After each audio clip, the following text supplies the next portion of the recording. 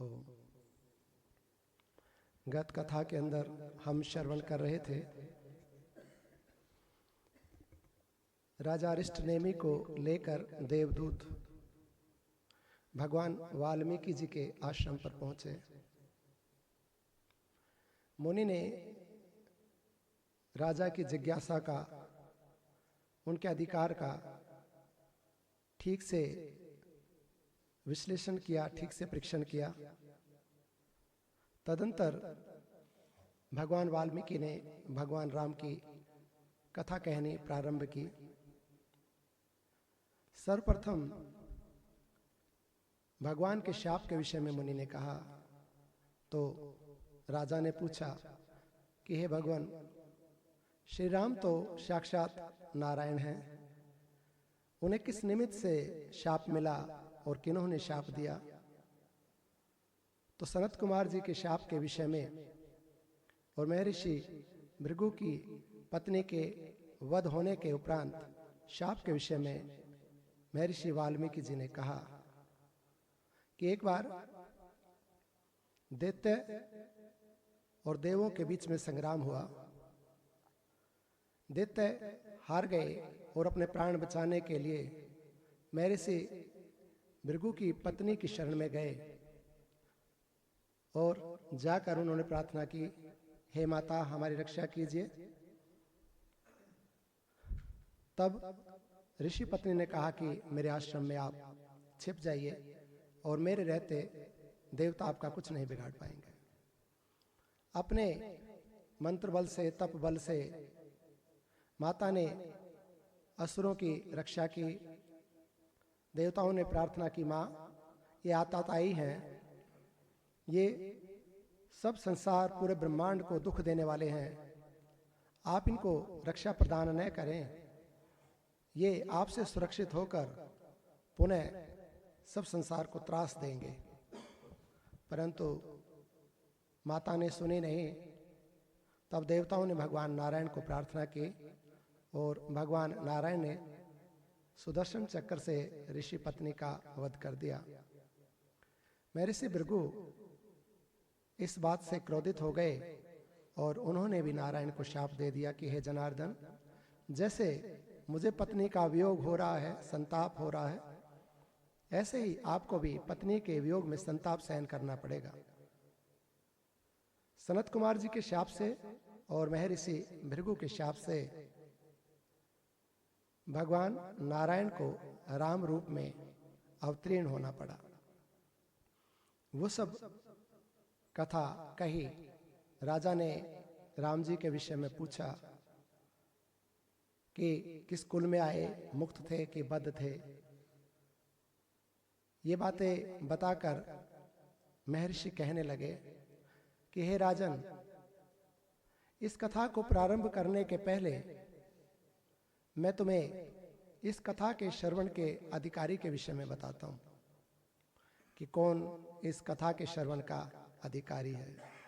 दिवि भूमो तथा आकाशे बहिरंतरश्च मे विभु यो विभक्त विभासात्मा तस्मै सर्वात्मने नमः। कथा प्रारंभ करने के पहले मुनि मंगलाचरण करते हैं कि जो सत्य स्वरूप, जो प्रकाश, जो सबके आत्मा है, जो पृथ्वी, आकाश, पाताल सब दिशाओं में स्थित हैं, जो बाहर भीतर सर्वत्र विद्यमान है, उन प्रकाश स्वरूप, उन ज्ञान स्वरूप परमात्मा को नमस्कार है। परमात्मा की सर्वव्यापकता को लेकर बाहर भीतर सब लोग, सब दिशाओं में इस ज्ञान को लेकर उन सत्य आत्मा को, उन प्रकाश स्वरूप परमात्मा को मुनि ने प्रणाम किया और कहने लगे कि हे राजन, जो व्यक्ति ये मानता है कि मैं बंधन में पड़ा हुआ हूं परंतु मैं मुक्त हो सकता हूं, जो ने अत्यंत मूढ़ है और न सर्वथा तत्व ज्ञानी है, वो व्यक्ति इस कथा के श्रवण का अधिकारी है। सर्वप्रथम ये मानना कि मैं बंधन में हूं, ये ज्ञान का प्रतीक है। ऐसे कितने ही व्यक्ति हैं संसार में जो अपने को बंधन में ही नहीं मानते हैं, और जो अपने को बंधन में नहीं मानता है, मुक्त मानता है या प्रसन्नता से इस संसार में रह रहा है, तो फिर छूटने का प्रयास ही नहीं करेगा। वो ऐसा है जैसा एक पशु अपनी पशु योनि के अंदर खुशी से रहता है। उस पशु को ये पता ही नहीं है कि मैं बंधन में पड़ा हुआ हूं। ऐसा ही ये नर पशु है, मानव देह धारण करके, और यदि संसार में, संसार के भोगों में सुख मानता है और बार बार यही आना चाहता है, तो वस्तुतः उसे बंधन का ही ज्ञान नहीं है और वो इसी में रमना चाहता है, इसी में सुखी होना चाहता है। परंतु गीता जी में भगवान श्री कृष्ण ने इस संसार को दुखालय कहा। आलय अर्थात घर, दुखों का घर। इस संसार में कहीं भी सुख नहीं है, सर्वथा दुख ही दुख है। जब कहीं भी किसी अवस्था में, किसी स्थान विशेष में, किसी परिस्थिति में दुख का अभाव हो जाता है, दुख थोड़ा कम हो जाता है, तो सुख अनुभव होने लगता है। वस्तुतः सुख नहीं है। एक दुख कम हुआ और दूसरा दुख प्रारंभ हुआ, उसके बीच का जो समय, जो अवधि है, वो सुख प्रतीत होती है, वस्तुतः वो भी सुख नहीं है। इधर इस दुख के समाप्त होने पर इस दुख की न्यूनता है और दूसरे दुख के प्रारंभ होने पर भी उसकी न्यूनता है। तो दो दुखों की जो न्यूनता के बीच की अवधि है वो सुख लगती है, परंतु सुख नहीं। वो न्यून मात्रा में दुख है तो सुख अनुभव होने लगता है। जैसे दौड़ते हुए व्यक्ति को चलने को कह दिया जाए तो उसे सुख लगता है कि चलो सुख हो गया, परंतु चल तो रहा है। चलना भी तो श्रम ही है। भगवान वाल्मीकि जी कहते हैं कि जो ये मानता है कि मैं बंधन में पड़ा हुआ हूं परंतु मुक्त हो सकता हूं,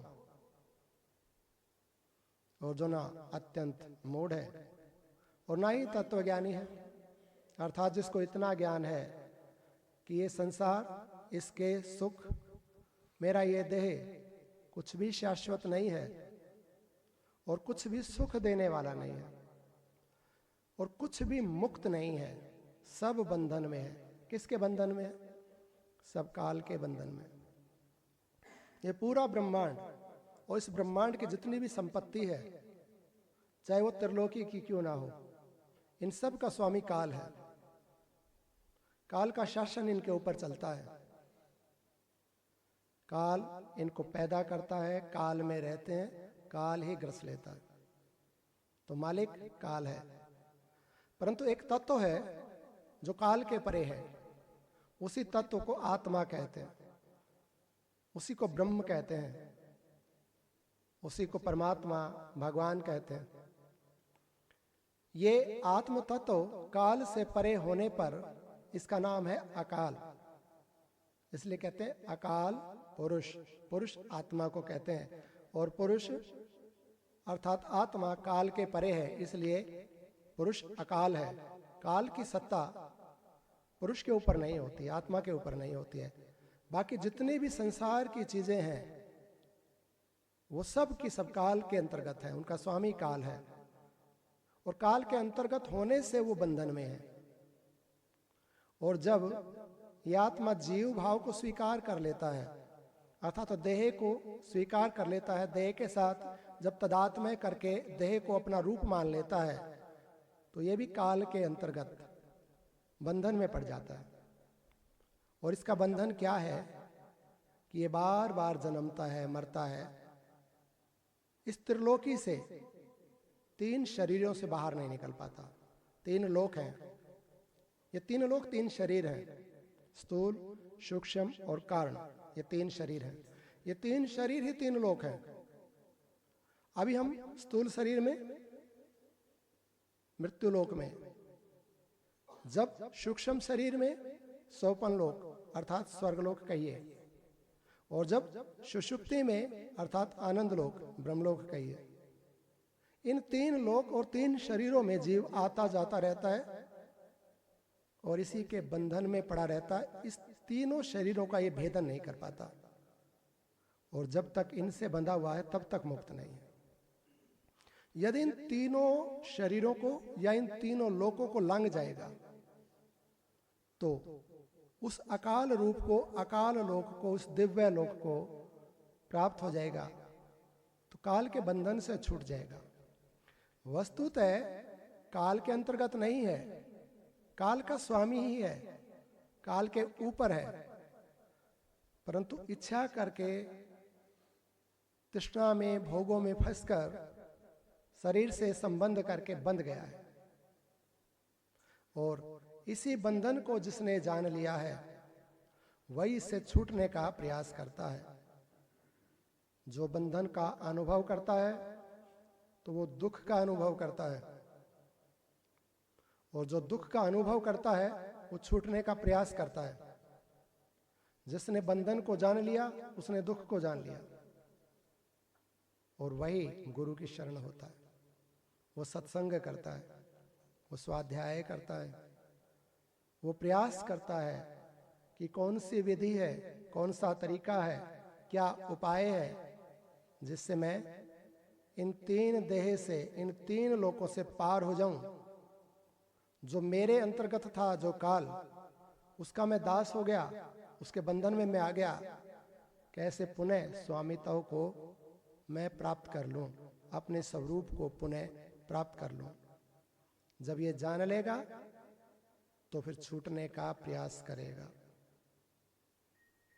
कहते हैं जिन्होंने बंधन को जान लिया है, जो न अत्यंत मूढ़ है न तत्व ज्ञानी है, वो इस शास्त्र के श्रवण का अधिकारी है। भगवान वाल्मीकि जी कहते हैं कि मैंने रामायण की रचना की है। इस शास्त्र को पढ़ने के पूर्व रामायण के बाल आदि 7 कांडों का अध्ययन करें, परिशीलन करें,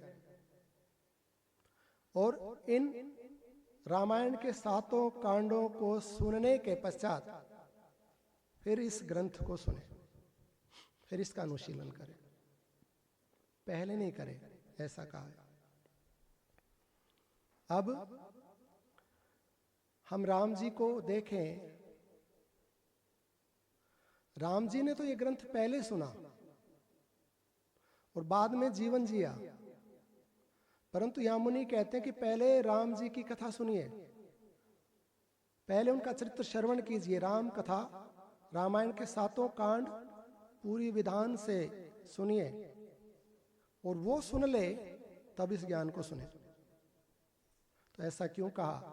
राम जी को तो पहले ज्ञान दिया और उन्होंने चरित्र बाद में किया, परंतु हमें कहते हैं कि तुम पहले राम जी का चरित्र सुनो और श्रवण बाद में करो।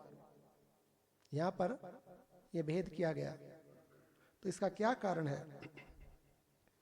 दास को ऐसा समझ में आता है कि यदि कोई अमूल्य वस्तु सहज रूप में कृपा करके प्रसाद रूप में गुरु ने, संतों ने, परमात्मा ने प्रदान कर दी, और यदि हमने ठीक से उसका मूल्य नहीं जाना तो हमारे लिए कितनी कीमती होने पर भी लाभकारी नहीं होगी। तो मूल्य जानने का तरीका क्या है? मूल्य जानने का तरीका कसौटी होती है। जैसे स्वर्ण को परखने के लिए कसौटी है, ऐसे ही हम जिस व्यक्ति ने उस वस्तु को ग्रहण किया है उसके जीवन को देख ले पहले, कि उस वस्तु के आने से उसके जीवन में क्या हुआ, लाभ हुआ, परिवर्तन हुआ, तो शुद्ध है, लाभकारी है, तब तो कल्याणकारी है। तो उसके लिए कहा कि पहले राम जी का जीवन देखिए।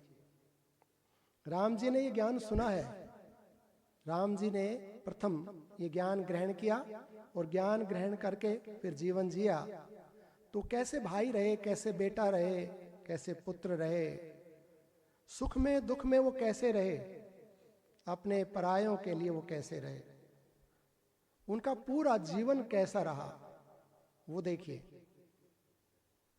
और इस भगवान राम जी के जीवन के पीछे कौन सा सूत्र कार्य कर रहा था, कौन सा ज्ञान कार्य कर रहा था, वो श्री योग वासिष्ठ है। वो भगवान वशिष्ठ जी का वचन है, वो गुरु का ज्ञान है। गुरु का ज्ञान, ये ज्ञान कितना मूल्यवान है, कितना कीमती है, इसका प्रभाव क्या है, यदि देखना है तो रामायण के 7 कांड अध्ययन कीजिए, राम जी के जीवन को जान लीजिए। और जिस ज्ञान को पाकर राम जी ने ऐसा चरित्र किया, ऐसी लीला की, वैसे कल्याणकारी हुए सब लोगों के लिए, उस ज्ञान को आज परमात्मा ने, गुरु ने हमें प्रदान किया है। तो पहले देख लीजिए और जान लीजिए कि इसका प्रभाव क्या होता है। यदि आप इस ग्रंथ का अध्ययन करेंगे, यदि इस ग्रंथ को अपने जीवन में उतार लेंगे, तो राम जी के जैसा जीवन हो जाएगा। इसलिए मुनि कहते हैं कि पहले रामायण अध्ययन करें, और रामायण अध्ययन करके फिर इस ग्रंथ का अध्ययन करें। इस ग्रंथ का अध्ययन कर लेगा तो फल क्या मिलेगा?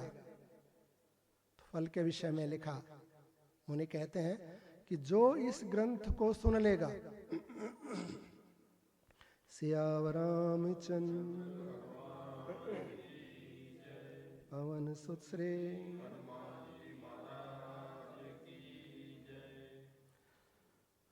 जो इस ग्रंथ को सुन लेगा, इसका परिशीलन कर लेगा, अर्थात इसको अपने जीवन में उतार लेगा, तो क्या फल होगा? उसका जन्म नहीं होगा, उसका मोक्ष हो जाएगा। भगवान कहते हैं वह विद्वान पुरुष फिर इस संसार में जन्म नहीं लेता, यहाँ के जन्म आदि दुखों से सदा के लिए छुटकारा पा जाता है। ऐसा लिखा हुआ है ग्रंथ के अंदर। मुनि कहते हैं, हे राजन, मैंने इस ग्रंथ को 2 भागों में लिखा है, पूर्व खंड और उत्तरखंड। यदि हम क्रम देखें तो पूर्व के बाद दक्षिण, और दक्षिण के बाद पश्चिम, और फिर उत्तर आता है। परंतु यहां पर मुनि कहते हैं ये ग्रंथ 2 भाग में है, पूर्व खंड है और उत्तरखंड है। पहला भाग है और अंतिम भाग है, यानी कि प्रारंभ है, कर्म है और फल है। जो इस ग्रंथ को पढ़ेगा, उतार लेगा अपने जीवन में, तो ये प्रारंभ है, ये पूर्व है, और इसका पार्श्व, इसका उत्तर भाग, तो मोक्ष हो जाएगी। फिर दक्षिण, पश्चिम, फिर उत्तर की प्राप्ति होगी। ऐसा नहीं है, जैसे ही ग्रंथ अध्ययन करेगा और ग्रंथ के अध्ययन जीवन जिएगा, तत्क्षण मोक्ष हो जाएगा। इसी जीवन में, इसी देह में मोक्ष हो जाएगा। ऐसा नहीं है कि घूम के आना पड़ेगा, वो कर्म करना पड़ेगा, ऐसे जन्म लेने पड़ेंगे, ऐसा कुछ भी नहीं है। पूर्व के बाद सीधा उत्तर लिखा हुआ है।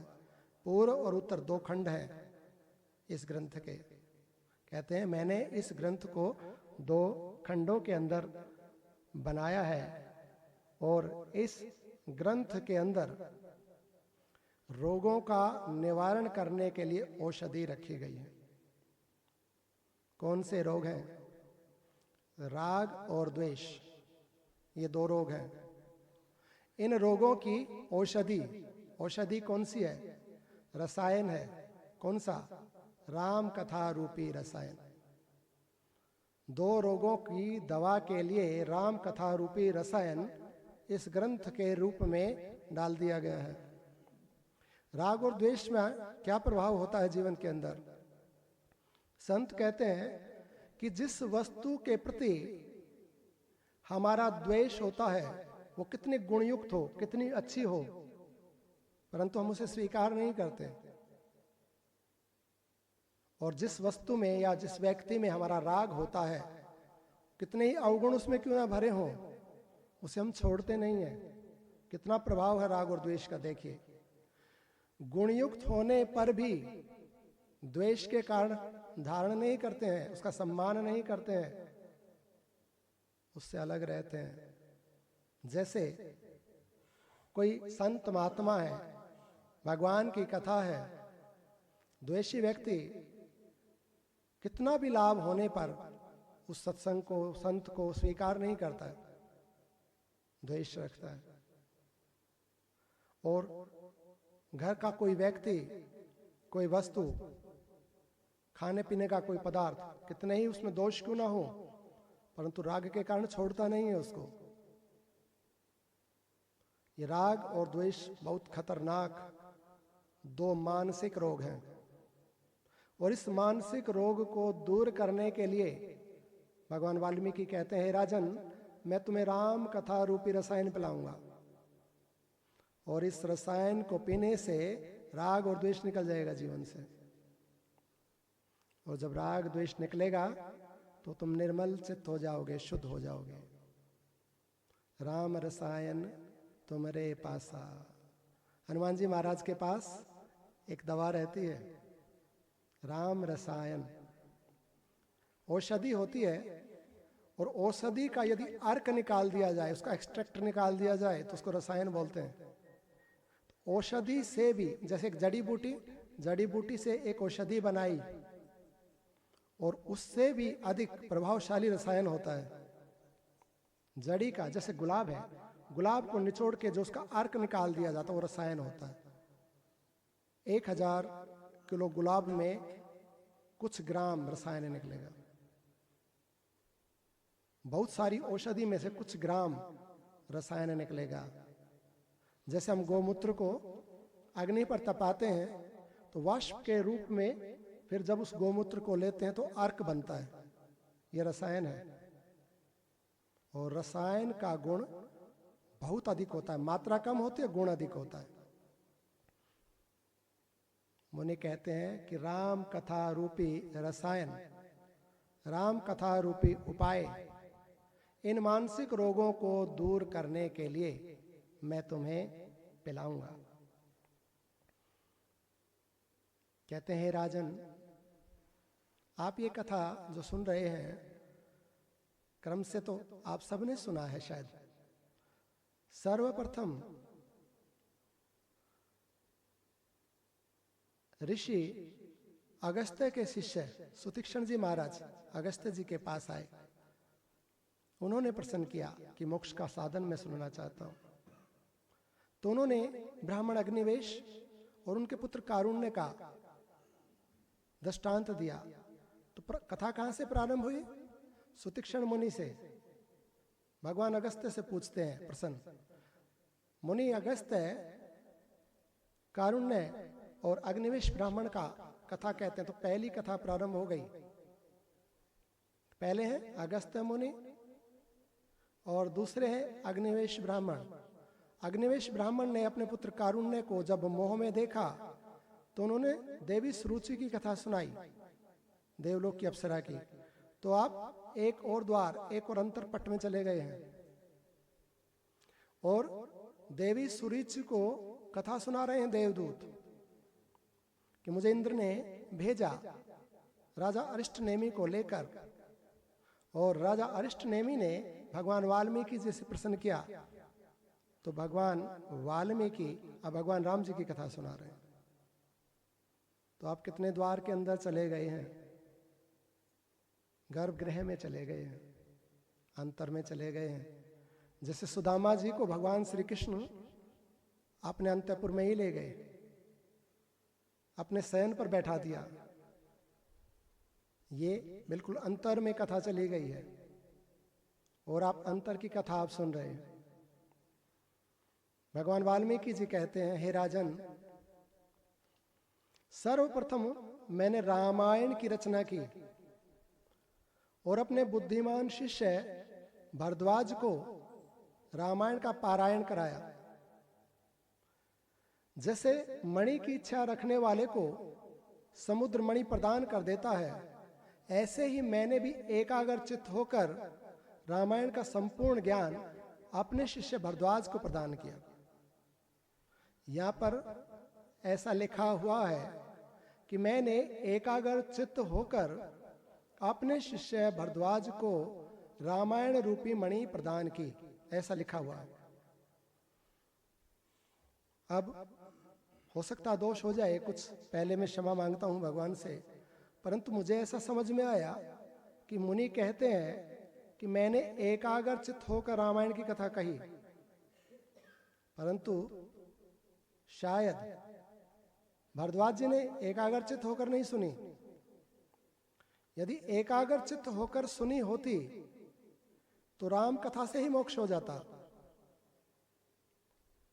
ऐसा नहीं है कि राम कथा सुनने से मोक्ष नहीं होगा, उसके बाद योग वासिष्ठ सुननी ही पड़ेगी, ऐसा नहीं है। राम कथा से ही मोक्ष हो जाएगा। कैसे होगा? भगवान वाल्मीकि जी ने कहा कि मैंने एकाग्र चित्त होकर अपने शिष्य को ये कथा दी, जैसे मणि की याचना रखने वाले को समुद्र मणि प्रदान कर देता है।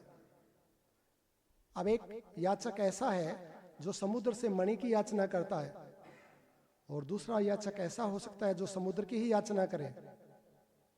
तो जितने भी रत्न समुद्र में, वो तो स्वतः ही प्राप्त हो जाएंगे। एक साधक ऐसा है जो भगवान से वस्तु की कामना करता है कि मुझे अमुक पद, अमुक वस्तु, अमुक सुख, अमुक लोक मिल जाए। और दूसरा साधक ऐसा हो सकता है जो भगवान को ही मांगे कि मुझे आप ही चाहिए। महाराज दशरथ ने भगवान से भगवान को मांगा कि मुझे आप चाहिए पुत्र के रूप में, और जब भगवान राम आ गए तो फिर कौन सी वस्तु प्राप्त करनी शेष रह गई? मुनि भरद्वाज का मोह पूरा भंग नहीं हुआ। भावार्थ ऐसा संभव है कि राम कथा एकाग्रचित होकर जैसे मुनि ने कही वैसे सुनी नहीं गई। तो कहते हैं मैंने अपने शिष्य को सुनाई, और मेरे शिष्य ने मेरु पर्वत के किसी गहन वन में जाकर भगवान ब्रह्मा जी को राम कथा सुनाई। और इस कथा को सुनकर भगवान ब्रह्मा जी मुनि भरद्वाज पर अत्यंत प्रसन्न हो गए और कहने लगे, बेटा तुम मुझसे कोई वरदान मांग लो। अब यदि इस प्रसंग पर हम दृष्टि डालें, ध्यान दें कि पहले भगवान वाल्मीकि जी ने मुनि भरद्वाज जी को कथा कही, और भरद्वाज जी ने प्रजापति लोक पर पितामह भगवान ब्रह्मा जी को कथा कही, और भगवान ब्रह्मा जी ने प्रसन्न होकर उनको वरदान मांगने को कहा, और मुनि ने वरदान में ये ज्ञान मांगा, तो उनको इस ज्ञान की प्राप्ति हुई। तो इस क्रम से हमने तो ब्रह्मा जी को कथा नहीं सुनाई, तो हमें ज्ञान कैसे प्राप्त हो गया? हमें ये ग्रंथ कैसे सुलभ हो गया? भगवान की कैसे कृपा हो गई? ऐसा संशय हो सकता है। परंतु आपने राम कथा सुनाई है। यदि राम कथा नहीं सुनाई होती तो योग वासिष्ठ प्राप्त नहीं होता। इस ग्रंथ का नाम है अखंड रामायण, महारामायण, योग वासिष्ठ। अखंड जिसके भाग नहीं है, जिसका खंड नहीं है, जो पूर्ण है। खंड एक भाग होता है और अखंड पूर्ण होता है। तो ये अखंड रामायण है, पूर्ण रामायण है, पूर्ण ज्ञान है। इस पूर्ण ज्ञान से पूर्ण परमात्मा की प्राप्ति हो जाएगी। परंतु यदि प्राप्ति नहीं हुई तो कहीं ना कहीं हमारा दोष, हमारी कमी होगी। नहीं तो अखंड रामायण के सुनने से अखंड परमात्मा की निसंदेह प्राप्ति होगी, ऐसा भगवान वाल्मीकि जी ने प्रथम कह दिया। और यही वचन भगवान ब्रह्मा जी कहेंगे, आप सुनेंगे आगे। अब ये संशय हो सकता है कि हमने तो राम कथा नहीं कही। मुनि भरद्वाज ने तो मेरु पर्वत पर जाकर भगवान ब्रह्मा जी को कथा कही, भगवान ब्रह्मा जी का प्रसाद, उनकी कृपा प्राप्त हो गई, और मुनि के आश्रम में लाकर मुनि के मुख से ये ज्ञान ब्रह्मा जी ने भरद्वाज जी को दिलवा दिया। तो हमने कैसे कही? आपने ये कथा कैसे कही? कथा दो प्रकार से कही जाती है। एक वचन से, उसका भी महत्व है, वो भी अच्छी है, वो भी लाभकारी होती है, परंतु उससे अधिक महत्व होता है हमारे आचरण से। कथा किस व्यक्ति ने सुनी है और किसने कही है? जिसने कथा सुनकर अपने आचरण में उतार ली, और अपने आचरण में उतार कर जिसने ऐसा प्रयास किया कि मैं भी भगवान राम जी के जैसा बनूं, उनके जैसा जीवन जीऊं, फिर वो अपने पड़ोसियों के साथ वैसा व्यवहार करता है, संबंधियों के साथ, इष्ट मित्रों के साथ, अपने परायों के साथ, तो उसने राम कथा सुनी भी है और अपने आचरण से कही भी है। और भगवान ब्रह्मा जी वो तो सर्वत्र व्याप्त हैं, तो परमात्मा है, ईश्वर है। जब हम अपने आचरण से कथा कहते हैं तो वो सुन लेते हैं। निस्संदेह आपने अपने आचरण से ये कथा कही है, तभी आपको ये कथा सुनने का अधिकार प्राप्त हुआ है, नहीं तो प्राप्त नहीं हो सकता था। भगवान वाल्मीकि जी कहते हैं, राजन, भरद्वाज ने भगवान ब्रह्मा जी को ये कथा कही। भगवान ब्रह्मा जी प्रसन्न हो गए और कहने लगे, मुनि तुम मुझसे कोई वरदान मांग लो। मुनि भरद्वाज कहते हैं, हे परमेश्वर, यदि आप प्रसन्न हैं तो मुझे यह वरदान दीजिए कि सब मनुष्यों का दुख छूट जाए। ऐसा वरदान दे दीजिए। अपने लिए नहीं मांगा, सबके लिए मांगा, और जो सबके लिए वो अपने लाभ, अपने लिए तो स्वतः ही है। ये वरदान मांगा, यदि आप प्रसन्न हैं तो सब मनुष्यों का दुख छूट जाए। दुख छूट जाए, दूसरे शब्दों में इसको कहते हैं मोक्ष हो जाए, क्योंकि दुख छूटने का नाम ही मोक्ष है। कहते हैं कि सबका मोक्ष हो जाए, सब मनुष्यों का मोक्ष हो जाए, ऐसा वरदान दे दीजिए। भगवान कहते हैं, मुनि इसके लिए तुम्हें अपने गुरुदेव महर्षि वाल्मीकि जी के पास जाना होगा, उनको प्रार्थना करनी होगी। उन्होंने अखंड रामायण की रचना प्रारंभ की है, वो तुम्हें इसका ज्ञान देंगे, और गुरुमुख से इस ज्ञान को सुनकर तुम्हारा मोह निवृत्त हो जाएगा। प्रसन्न किया कि सबका दुख छूट जाए, और भगवान ब्रह्मा जी कहते हैं कि तुम्हारा मोह निवृत्त हो जाएगा। तो भावार्थ ये है कि मोह ही दुख का कारण है। जब महाभारत का युद्ध प्रारंभ हुआ और अर्जुन ने दोनों सेनाओं को देखना चाहा, तो भगवान श्री कृष्ण ने अर्जुन के रथ को पितामह भीष्म और गुरु द्रोणाचार्य के सामने खड़ा कर दिया और कहा कि इन कुरुवंशियों को देख। आप विचार कीजिए, यदि भगवान अर्जुन के रथ को दुर्योधन के सामने खड़ा कर देते तो क्या अर्जुन को मोह होता? क्या वो संशय करते? तत्क्षण प्रारंभ हो जाता युद्ध। लेकिन भगवान जानते हैं कि अंदर में अभी संशय है, एकाग्रचित्त नहीं है अर्जुन, अभी इनके अंतर में मोह है, परंतु जागृत नहीं हुआ है, ठीक से निर्णय नहीं कर पा रहे हैं। और जब तक ठीक से निर्णय नहीं लेंगे, जब तक इनका मोह पूर्ण रूप से निवृत्त नहीं होगा, तब तक ये एकाग्रचित्त होकर अपने कर्तव्य का पालन नहीं करेंगे। तो क्या किया? पितामह भीष्म के सामने, गुरु द्रोणाचार्य के सामने खड़ा कर दिया और कहा अपने गुरुजनों को, गुरुवंशियों को देख। और जैसे ही अर्जुन ने पितामह को, गुरुदेव को देखा कि मोह जागृत हो गया, इनके साथ युद्ध करना है, मैं अपने गुरु को मारूंगा, मैं अपने पितामह को मारूंगा, नहीं माधव, नहीं केशव, मुझे युद्ध नहीं करना है, मैं इनको मारकर जीवित नहीं रहना चाहता, मैं इनको नहीं मारना चाहता। मोह प्रकट हो गया, अर्थात दुख प्रकट हो गया, और गीता का प्रारंभ हुआ। पहले मोह निवृत्त किया गया, फिर कर्तव्य पालन किया गया। जब मोह निवृत्त हुआ, पूरी गीता भगवान ने सुना दी, तो पूछा, अर्जुन क्या तुम्हारा मोह नष्ट हुआ? क्या तुम स्वस्थ चित्त हुए? तो अर्जुन ने कहा, हाँ मेरा मोह नष्ट हो गया है। नष्टो मोह स्मृतिर्लब्ध्वा त्वत्प्रसादान् मय्युता स्थितो अस्मि गत संदेह करिष्ये वचनम तव। मेरा मोह नष्ट हो गया है, मैं अपने स्वरूप में स्थित हो गया हूं। गत संदेह स्थितो अस्मि, अब मैं अपनी स्थिति में स्थित हूं, अपने स्वरूप में स्थित हूं। अब जो आप कहेंगे वो मैं करूंगा। तो पहले मोह नष्ट हुआ और मोह नष्ट होते ही दुख नष्ट हो गया, और दुख नष्ट होने के बाद फिर ठीक से कर्तव्य कर्म संभव हुआ।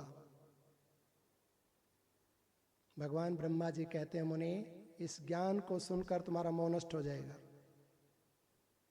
और जब तुम्हारा मन नष्ट हो जाएगा तो तुम्हारा दुख नष्ट हो जाएगा, तुम स्वस्थ चित्त हो जाओगे।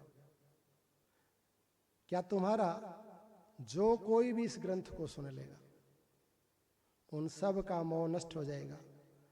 उन सब के राग द्वेष काम क्रोध लोभ मोह मद मत्सर अहंकार, ये जितने मानसिक रोग हैं सब दूर हो जाएंगे। एक ही दवा पिलाई जाएगी, राम कथा, एक ही रसायन पिलाया जाएगा।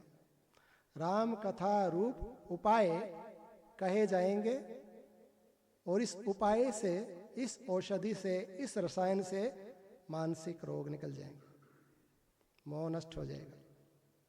मोह नष्ट होगा तो दुख नष्ट हो जाएगा, हम अपने स्वरूप में स्थित हो जाएंगे, और जब स्वरूप में स्थित हो जाएंगे तो कर्तव्य कर्म करेंगे। कर्तव्य कर्म करेंगे, आवागमन छूट जाएगा। भगवान वाल्मीकि जी कहते हैं, राजन, भरद्वाज को लेकर भगवान ब्रह्मा जी स्वयं चलकर मेरे आश्रम पर आए। मैंने जब भगवान ब्रह्मा जी को देखा तो मैं उठकर दौड़कर गया, आगे बढ़कर ब्रह्मा जी का पूजन किया, पाद अर्घ्य आदि उनका पूजन किया, सत्कार किया। हाथ जोड़कर उनके सामने खड़ा हो गया कि प्रभु मुझे आदेश कीजिए, मैं किस प्रकार से आपकी सेवा करूं। भगवान ब्रह्मा जी कहते हैं, हे मुनि श्रेष्ठ, आपने जिस अखंड रामायण का प्रारंभ किया है उस रामायण को अपने शिष्य भरद्वाज को सुनाइए। इस ग्रंथ को सुनाते वक्त कितना ही उद्वेग क्यों न हो, इसका परित्याग नहीं करना, इसको अवश्य पूरा करना। इस ग्रंथ के पूर्ण होने से सब मनुष्य समुदाय दुख से छूट जाएंगे। ये वचन भगवान ब्रह्मा जी ने कहा। यहां पर दो बातें गुप्त रूप से कही कि ग्रंथ को प्रारंभ करने पर कितना भी उद्वेग क्यों ना हो, बीच में मत छोड़ना। उद्वेग शारीरिक हो सकते हैं, मानसिक हो सकते हैं, सांसारिक हो सकते हैं, और होंगे। कहीं हमारा शरीर साथ नहीं देगा, कभी मन नहीं करेगा, अरे छोड़ो कौन कथा सुने, इतनी गर्मी है, अभी इतनी ठंडी है, अभी तो वहाँ खाने का, वहाँ जाने का है, वो फिल्म देखनी है, वो करना है, पता नहीं कौन कौन से उद्वेग आ जाएंगे। परंतु भगवान कहते कितना भी उद्वेग क्यों न हो, तो इसका अर्थ है कि उद्वेग आएंगे। ब्रह्मा जी का वचन है, भगवान तो त्रिकालदर्शी हैं। हमारे जीवन में भी उद्वेग आएंगे, आपको पहले ही भगवान ब्रह्मा जी ने सावधान कर दिया। यदि कल्याण चाहते हो तो उद्वेगों को सहन करके, जिनको आप आवश्यक समझते हो उन कार्यों को छोड़कर इस कथा को अवश्य सुनना। और इस कथा के सुनने में अनेक उद्वेग, अनेक बाधाएं आएंगी, सहज पूर्ण नहीं होगी कथा। परंतु आगे दूसरा वचन कहा कि इसको पूर्ण करना। पूर्ण करना अर्थात पूर्ण भी होगी अवश्य। पहली बात मानने पर दूसरी बात होगी। यदि उद्वेग सहन कर लिए गए तो पूर्ण होगी, उद्वेग सहन नहीं हुए तो कथा नहीं सुन पाएंगे। तो पहले ही सावधान कर दिया गया कि पूर्ण होगी, वो आपके ऊपर निर्भर करता है कि आप महत्व संसार को देते हैं कि कल्याण को देते हैं। संसार को महत्व देकर कितना भला अपना कर लिया आज तक, वो तो हम जानते हैं। कितने सुख हम पा लिए वो हम जानते हैं, और आगे ही इस चक्कर में पड़ा रहना चाहते हैं, तो फिर संसार को ही महत्व दीजिए, सांसारिक कार्य कीजिए, कथा को महत्व मत दीजिए। परंतु कथा को यदि महत्व दिया गया तो दुख छूट जाएगा, क्योंकि दुख को छूटने का ही उपाय पूछा गया और दुख की निवृत्ति के लिए उपाय बताया जा रहा है। अखंड रामायण। उद्वेग सहन करके बाधाओं को रोककर प्रारंभ करना पड़ेगा। काम शुरू करते नहीं भय से नीचे लोग, मध्यम तजते बीच में देख विषम संयोग। पर उत्तम वे लोग जो हर दुर्गम पथ झेल, दृढ़ता से बढ़ते सतत बाधाओं को ठेल। दृढ़ता से बढ़ते सतत बाधाओं को ठेल। निम्न प्रकृति का व्यक्ति कार्य प्रारंभ ही नहीं करेगा, नहीं होगा मुझसे, ये तो बड़ा जटिल है, बड़ा मुश्किल है। निम्न प्रकृति का कहा। मध्यम तजते बीच में देख विषम संयोग, और जो मध्यम प्रकृति का है वो बीच में छोड़ देगा, अरे नहीं बड़ा कठिन है, नहीं कर सकते।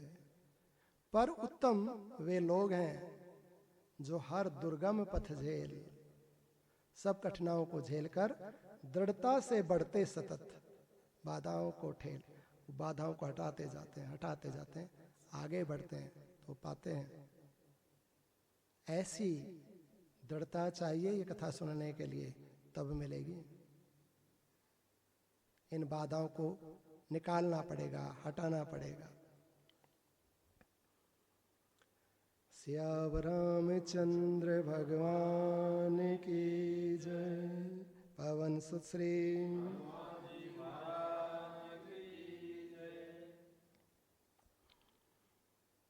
कहते हैं भगवान ब्रह्मा जी कि जो इस कथा को सुन लेगा निसंदेह उसका मोक्ष हो जाएगा, उसका दुख छूट जाएगा। मुझे ऐसी आज्ञा करके वहीं पर भगवान ब्रह्मा जी अंतर्ध्यान हो गए। तत्पश्चात भरद्वाज ने मेरा पूजन किया, श्रेष्ठ आसन पर बैठाया और बड़ी नम्रता विनीत भाव से मुझसे प्रसन्न किया। गुरुदेव, राम जी ने, भरत शत्रुघ्न महाराज ने, राम जी के पिता महाराज दशरथ, माताओं ने, उनके मित्र और मंत्रियों ने कैसा व्यवहार किया वो मुझसे कहिए। मैं भी वैसा ही व्यवहार करना चाहता हूँ। बड़ा अद्भुत प्रश्न है, बड़ा सुंदर। प्राय कल्याण का साधन पूछा जाता है, मोक्ष का साधन पूछा जाता है, भगवान की कथा पूछी जाती है कि भगवान ने ये कैसे किया, वो कैसे किया, भगवान की ये कथा कैसे हुई, तो भगवान की कथा पूछी जाती है। मुनि भरद्वाज क्या कह रहे हैं कि भगवान ने, भगवान के भाइयों ने कैसा आचरण किया वो मुझसे कहिए, और उस आचरण को मैं करना चाहता हूँ, ऐसा कहा। कथा सुनने से भी लाभ होता है, पूर्ण नहीं होता है। यदि कथा सुनने से पूर्ण लाभ हो जाए, मोक्ष हो जाए, तो कथा तो हमने कितनी बार सुनी है, हमारा अब तक तो हो जाना चाहिए था। परंतु आचरण करने से लाभ होता है पूर्ण, आचरण करने से मुक्ति होती है। और मुनि भरद्वाज कहते हैं कि उन्होंने आचरण कैसा किया, व्यवहार कैसा किया, वो मुझसे कहिए, मैं वही करना चाहता हूँ। ऐसा प्रश्न मुनि भरद्वाज ने किया। भगवान वाल्मीकि जी कहते हैं, तात भरद्वाज, मैं तुमसे राम, उनके भाइयों, उनके मित्र मंत्री, उन सब के विषय में बताता हूं, तुम सावधान होकर सुनो। प्रभु श्री राम, भरत, शत्रुघ्न, लक्ष्मण जी, महाराज दशरथ, माता कौशल्या, माता सुमित्रा भगवान वशिष्ठ जी, हनुमान, सुषेण, विजय आदि भगवान के 8 मंत्री,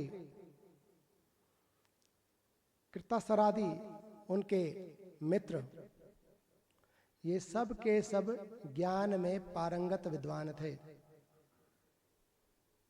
ये सब के सब समदर्शी थे। जो कुछ प्राप्त हो जाए उसमें सुख मानने वाले, समदर्शी, विषयों से अनासक्त, और जो कुछ भी प्राप्त हो जाए उसी के अनुसार व्यवहार करने वाले, सुख मानने वाले थे। जो व्यक्ति इस प्रकार से जीवन जीता, दान पुण्य आदि करता हुआ, नित्य नैमित्तिक कर्म करता हुआ जीवन जीता है, वो इस मनुष्य देह में रहकर मुक्त हुआ ही है, उसे मुक्त हुआ ही समझो। यदि तुम भी इस प्रकार से आचरण करोगे तो अपने आप को मुक्त ही समझो। यहां पर 3 बातें विशेष रूप से कही। भगवान राम जी के आचरण के विषय में मुनि ने पूछा तो 3 बातें विशेष करके भगवान के भाइयों, महाराज दशरथ और मित्र और 8 मंत्रियों के विषय में ये बात कही। प्रथम, समदर्शी, दूसरा, विषयों से अनासक्त, और तीसरा कि जो उस समय प्रारब्ध वश मिल जाए उसमें संतुष्ट। ये 3 बात विशेष रूप से कही। उसके आगे दान, तप, यज्ञ, स्वाध्याय, नित्य नैमित्तिक कर्म, ये सब कहे। ये 3 बात बहुत महत्वपूर्ण है। सर्वप्रथम, जो अपना कल्याण चाहते हैं, जिनको मुक्ति की कामना है, जो दुख से छूटना चाहते हैं, उनका दर्शन सम होना चाहिए। समदर्शी किसको कहा? जो सब में परमात्म भाव को देखता है वो समदर्शी है। समदर्शन के लिए कहा, समाचरण के लिए नहीं कहा है। यहां विशेष ध्यान ये रखना है, आचरण भिन्न होगा, व्यवहार भिन्न होगा, परंतु दर्शन सम होगा। जैसे हम अपने ही शरीर के साथ एक जैसा व्यवहार नहीं करते। पैर से हाथ लग जाए तो धोते हैं, सर से हाथ लगे तो नहीं धोते हैं। ऐसे ही हमने किसके साथ कैसा व्यवहार करना है उसमें भेद रखना है। परंतु प्रत्येक जीव में एक ही सत्ता है, परमात्म सत्ता है। प्रकृति के रूप से देखें तो सबके शरीर प्रकृति से बने हुए हैं, तो हम प्रकृति के रूप से एक हैं। और आत्म रूप से देखें तो सब एक ही परमात्मा का नूर है, एक ही शक्ति से चलते हैं, सब में वो एक ही शक्ति विद्यमान है। तो आत्म रूप से भी हम एक हैं। उसके लिए भगवान श्री कृष्ण ने कहा, विद्या विनय संपन्ने ब्राह्मणे हस्तने गवेशुने चैव सर्वापाके च पंडिता समदर्शिन। हाथी में, गाय में, कुत्ते में, चांडाल में जिसका एक दर्शन है वो पंडित है, ऐसा कहा, वो ज्ञानी है। एक दर्शन रखना है, सब में परमात्म भाव देखना है। एक दर्शन अर्थात शत्रु भाव, मित्र भाव। पहले जिसके लिए कहा राग और द्वेष। कौन हमें शत्रु और मित्र बना देता है? अपने पराये। अच्छा बुरा कौन कर देता है? हमारा राग और द्वेष। राग द्वेष जब जीवन से निकलेगा तो दृष्टि में समता आ जाएगी, हम सब एक हैं, समदर्शन। और जब समदर्शन होगा, सब में परमात्मा का रूप देखेगा तो सब कुछ परमात्ममयी देखेगा। और जब सब परमात्ममयी देखेगा, इसका दर्शन में सब परमात्मा ही है, परमात्मा के अतिरिक्त दूसरी सत्ता नहीं है, तो विषयों से अनासक्त हो जाएगा। आसक्त किससे होता है? पर से आसक्त होता है। स्वयं पर किसी की आसक्ति नहीं होती है, स्वयं से कोई मोहित नहीं होता है, दूसरे पे आसक्ति होती है, दूसरे से मोहित होता है। व्यक्ति पे, पदार्थ पे, वस्तु पे, स्थान आदि पे मोहित और आसक्ति दूसरे पे होगा, स्वयं से नहीं होता है। तो क्या कहा कि अनासक्त भाव। अनासक्त भाव कब होगा? जब दर्शन में सम, दूसरी सत्ता दिखेगी ही नहीं, एक परमात्म दर्शन हो जाएगा कि सब परमात्मा है, दूसरी सत्ता नहीं है और दूसरा नहीं है, तो सब मेरा ही रूप है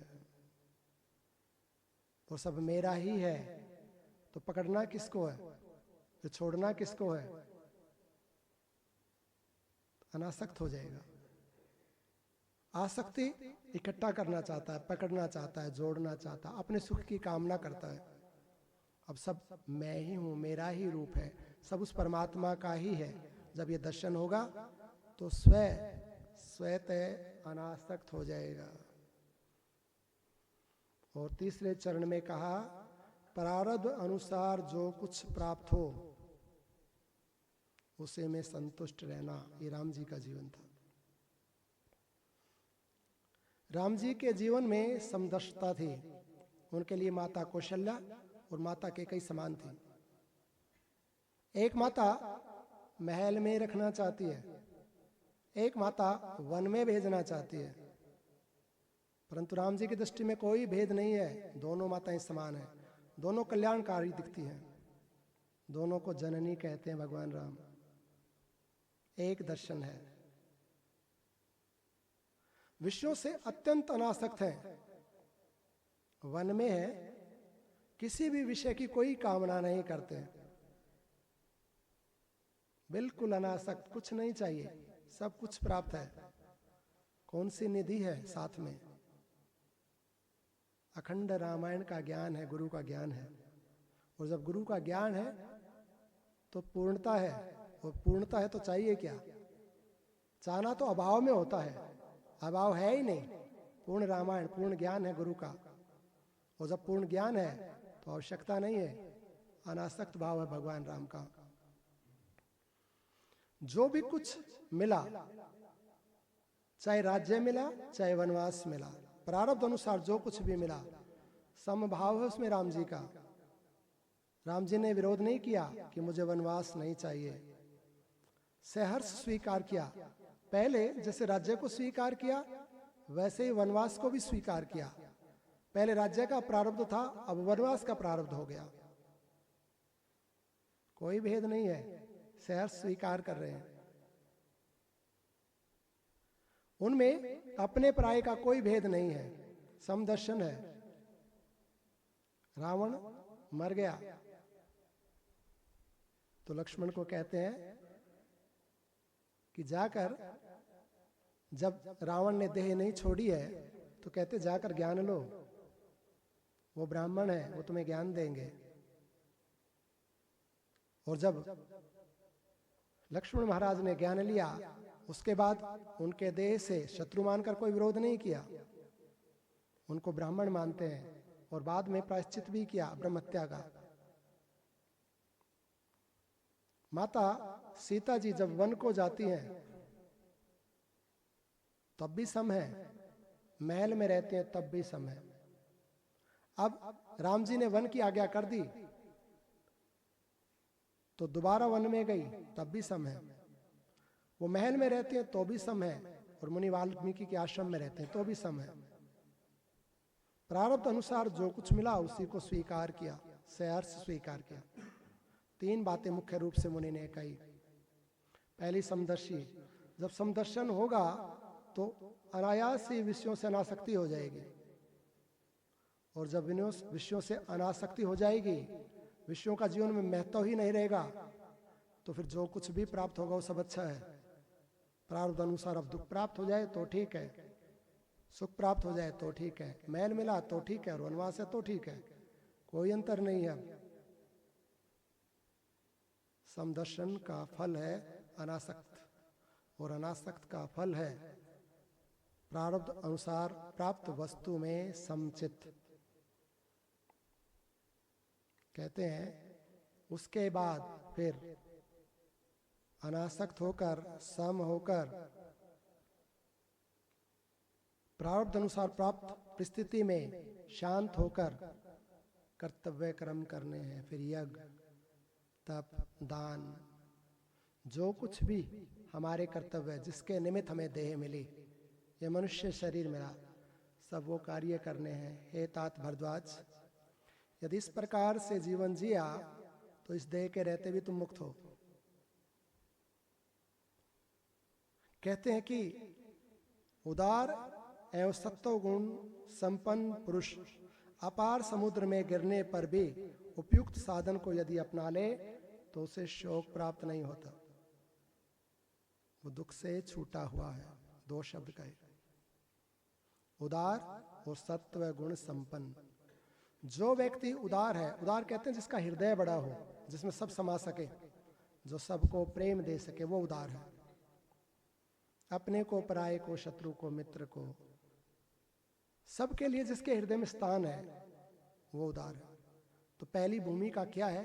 हृदय उदार होना चाहिए, हमारा हृदय विशाल होना चाहिए, बड़ा होना चाहिए, सबके लिए इस हृदय में आदर होना चाहिए। तो आप सबसे पहले सबको सम्मान दे, आदर दे, उदार हृदय हो जाए।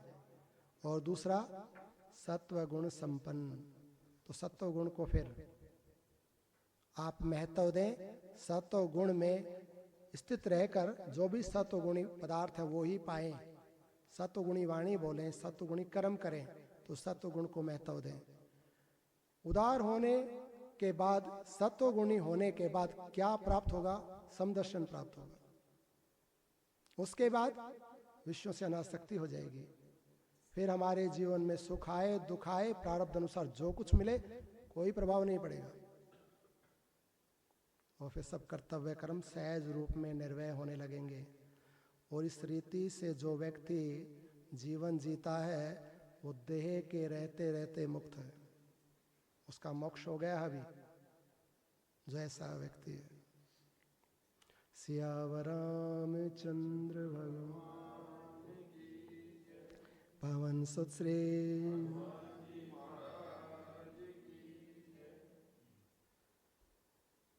एक भजन कर लेते हैं क्योंकि ज्ञान का प्रसंग है।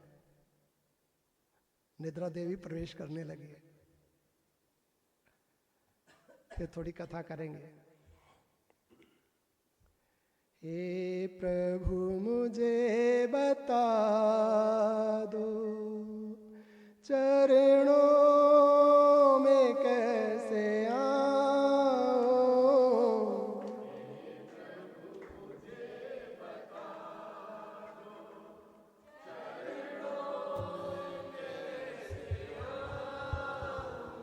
माया के बंधनों से,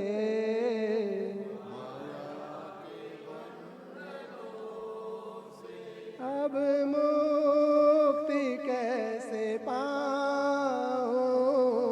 माया के बंधनों से अब मुक्ति कैसे पाऊं। हे प्रभु मुझे बता दो, हे प्रभु मुझे बता दो। न जानू कोई पूजन, अज्ञानी हूँ मैं भगवन। ना जानू कोई पूजन, अज्ञानी हूँ मैं भगवन। न जानू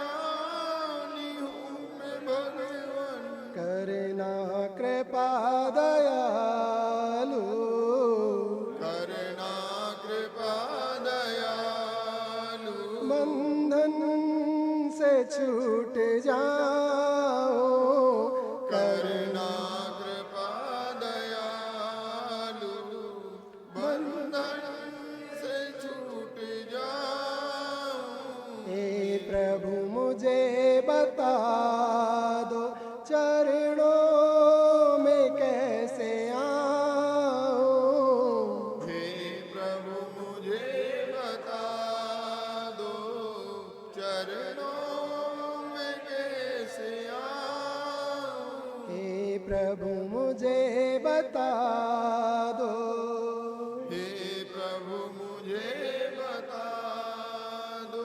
मैं हूँ पतित स्वामी, तुम हो पतित पावन। मैं हूँ पतित स्वामी, तुम हो पतित पावन। मैं हूँ पतित स्वामी, तुम हो पतित पावन। मैं हूँ पतित स्वामी, तुम हो पतित पावन। अब गुण भरा हृदय, अब गुण भरा हृदय, कैसे इसे दिखाऊं। अब गुण भरा हृदय में कैसे इसे दिखाऊं। हे प्रभु मुझे बता दो, हे प्रभु मुझे बता दो। अच्छा हूँ या बुरा हूँ, जैसा भी हूँ तुम्हारा।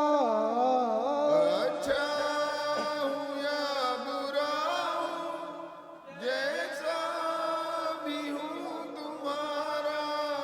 अच्छा हूँ या बुरा हूँ, जैसा भी हूँ तुम्हारा। अच्छा हूँ या बुरा हूँ, जैसा भी हूँ तुम्हारा। ठुकराओ ना मुझे अब, ठुकराओ ना मुझे अब। चरणों में सर झुकाओ। ठुकराओ ना मुझे अब, चरणों में सिर झुकाऊं। हे प्रभु मुझे बता दो, चरणों में कैसे आऊं। हे प्रभु मुझे बता दो, चरणों में कैसे आऊं। माया के बंधनों से, माया के बंधनों से अब मुक्ति कैसे पाऊं। माया के बंधनों से अब मुक्ति कैसे पाऊं। हे प्रभु मुझे बता दो, हे प्रभु मुझे बता दो। हे प्रभु मुझे बता दो। हे प्रभु मुझे बता दो। नारायण नारायण भजो मन नारायण। नारायण नारायण भज मन नारायण। नारायण नारायण भजो मन नारायण। नारायण नारायण भजो मन नारायण।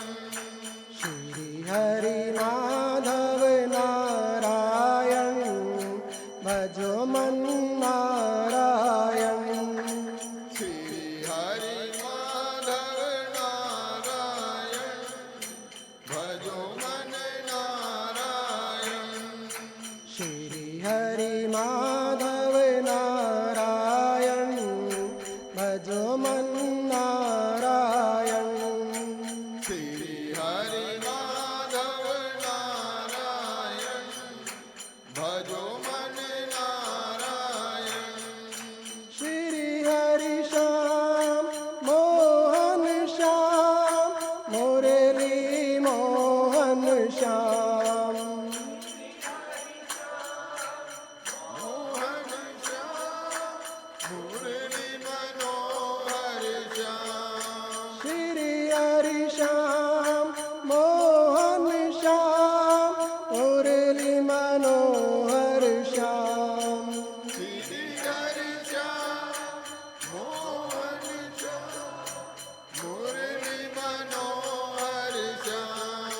मेरे राम में घनश्याम साईं सतगुरु नाम। राम में घनश्याम साईं सतगुरु नाम। नारायण नारायण भजो मन नारायण। नारायण नारायण भजो मन नारायण। नारायण नारायण भजो मन नारायण। नारायण नारायण भजो मन नारायण। श्री हरि माधव नारायण भजो मन नारायण।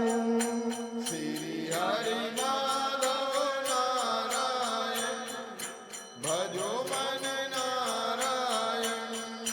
श्री हरि श्याम मोहन श्याम मुरली मनोहर श्याम। श्री हरि श्याम मोहन श्याम मुरली मनोहर श्याम। श्री हरि श्याम मोहन श्याम मुरली मनोहर श्याम। श्री हरि श्याम मोहन श्याम मुरली मनोहर श्याम। मेरे राम में घनश्याम साईं सतगुरु नाम। राम में घनश्याम साईं सतगुरु नाम। नारायण नारायण भजो मन नारायण। नारायण नारायण भजो मन नारायण। नारायण नारायण भजो मन नारायण। नारायण नारायण भजो मन नारायण। नारायण नारायण भजो मन नारायण। नारायण नारायण भजो मन नारायण। भजो मन नारायण। भजो मन नारायण। भजो मन नारायण। भजो मन नारायण। अच्छा हो या बुरा हो जैसा भी हो तुम्हारा। अच्छा हूँ या बुरा हूँ जैसा भी हूँ तुम्हारा। अच्छा हो या बुरा हो जैसा भी हो तुम्हारा। अच्छा हूँ या बुरा हूँ जैसा भी हूँ तुम्हारा। ठुकराओ ना मुझे अब ठुकराओ ना मुझे अब। चरणों में सर झुकाओ। ठुकराओ ना मुझे अब चरणों में सर झुकाऊं। हे प्रभु मुझे बता दो चरणों में कैसे आऊं। हे प्रभु मुझे बता दो चरणों में कैसे आऊं। माया के बंधनों से माया के बंधनों से अब मुक्ति कैसे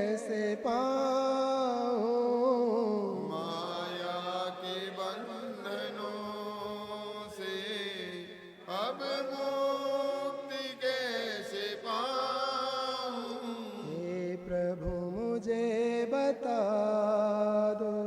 हे प्रभु मुझे बता दो। हे प्रभु मुझे बता दो। हे प्रभु मुझे बता दो। सियावर रामचंद्र भगवान की जय। पवन सुश्री हनुमान जी महाराज की जय। मुनि भरद्वाज कहने लगे, हे ब्राह्मण, आप श्री रामचंद्र जी की कथा से प्रारंभ करके जीवन मुक्त पुरुष के विषय में मुझे कहिए। दो प्रश्न लगते हैं, वस्तुतः एक ही। कहते हैं राम जी की कथा से प्रारंभ करके जीवन मुक्त पुरुष की परिस्थिति, जीवन मुक्त पुरुष कैसा है, उसके विषय में कहें। राम जी कहें या जीवन मुक्ति कहें? जीवन मुक्ति कहें या राम जी कहें, एक ही बात है। तो राम जी की कथा कहें। भगवान वाल्मीकि जी कहते हैं, ब्राह्मण, जैसे आकाश के अंदर नहीं होने पर भी नील पीत आदि रंग दिखाई देते हैं, उसी प्रकार से उस ब्रह्म में नहीं होने पर भी ये जगत दिखाई देता है। आकाश में नीले पीले रंग नहीं होते हैं, पर दिखते हैं। विचार किया जाए कि क्या वस्तुतः ये रंग है, तो नहीं है। विचार करने से ज्ञात हो जाता है ये रंग नहीं। कहते हैं उसी प्रकार उस ब्रह्म में नहीं होने पर भी ये जगत, ये संसार दिखाई देता है। जो व्यक्ति आत्मा की प्राप्ति करना चाहता है, जो व्यक्ति उस ब्रह्म में स्थित होना चाहता है, वो इस जगत को सर्वथा भुला दे और फिर कभी इसका स्मरण न करे। और जिसका ऐसा दृढ़ निश्चय हो गया है, जिसका ज्ञान ऐसा पुष्ट हो गया है, उसको मैं ज्ञानी मानता हूं। और वही अपना दर्शन कर सकता है, वही ब्रह्म को पा सकता है। क्या कहा कि संसार के आकाश में जैसे न होने पर भी नीले पीले रंग दिखते हैं, ऐसे ही न होने पर भी ये संसार दिखता है। दिखते हैं ना आकाश में रंग, पर क्या होते हैं?